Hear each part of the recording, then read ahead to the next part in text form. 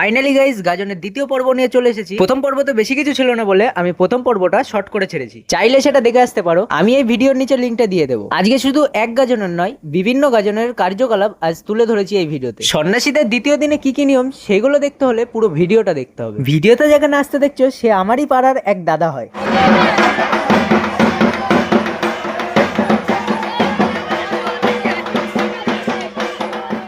তো গাইস এই সিন তো হতেই থাকবে। এখন যে গাজনের সন্ন্যাসীদেরকে দেখতে পাচ্ছ তারা যাচ্ছে চড়ক গাছকে নেমন্তন্ন দিতে।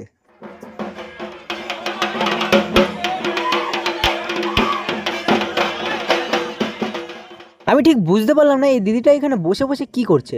সাইডে দাঁড়িয়ে থাকা একটা দাদার কাছে জিজ্ঞাসা করার পর জানতে পারলাম যে এই দিদিটার নাকি ভরেস। যাই হোক গাইস, আমরা পাশাপাশি আরু মণ্ডপে যেতে থাকলাম।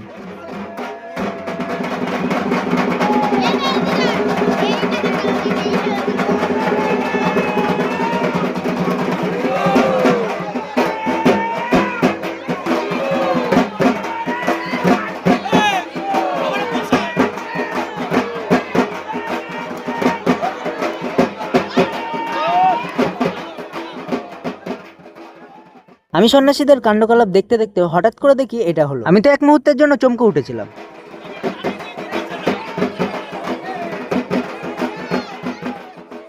ও যেমন করছিল আমি তো ভাবছিলাম কারোর যেন চোট না লেগে যায়।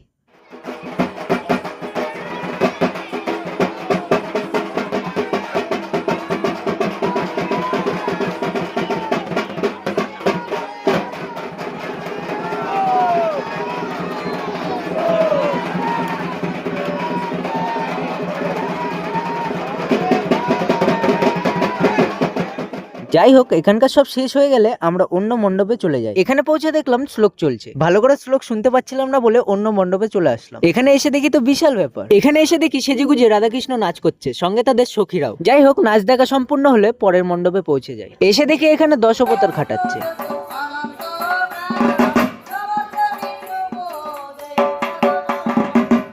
আমি এই দৃশ্য দেখে পকেট থেকে টুকুস করে ফোনটা বের করে ভিডিও করা শুরু করে দিলাম, কারণ এই দৃশ্য বারবার দেখা যায় না।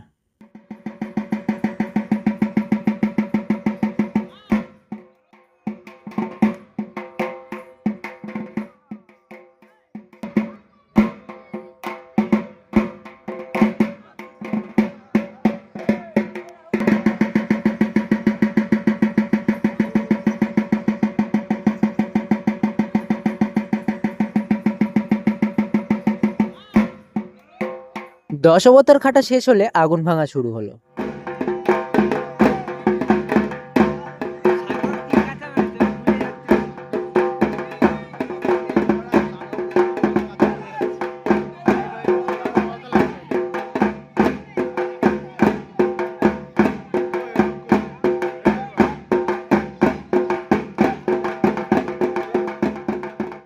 আগুন ভাঙা শেষ হলে আরেক মণ্ডপে পৌঁছে যায়।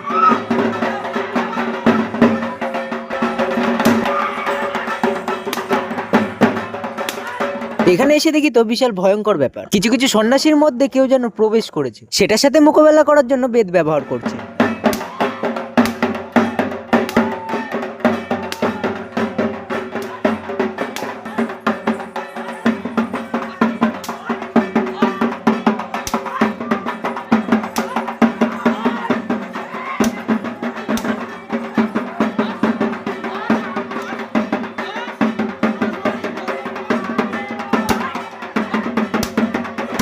এত বেতের বাড়ি মারার পরেও তারা শরীর ছেড়ে যেতে চাইছে না।